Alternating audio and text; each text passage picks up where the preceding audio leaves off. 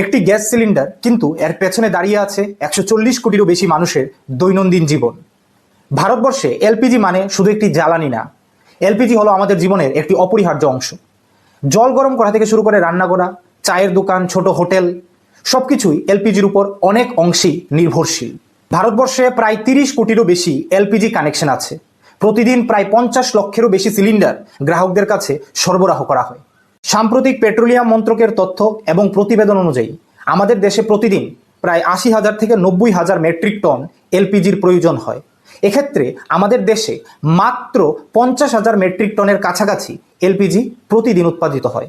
এক্ষেত্রে বাকি অংশ সবটাই আমাদের বাইরের দেশ থেকে আমদানি করতে হয়।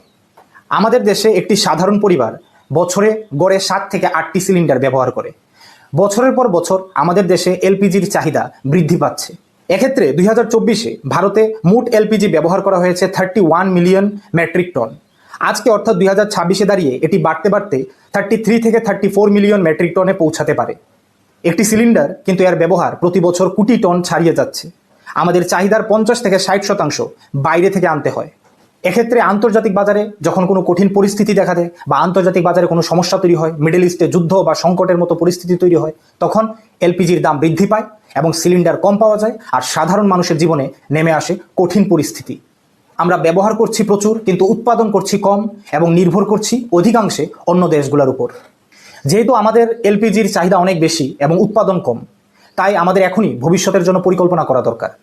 বায়োগ্যাস, সোলার কুকিং বা বিকল্প কোনো মাধ্যম হতে পারে আমাদের ভবিষ্যতের পথ।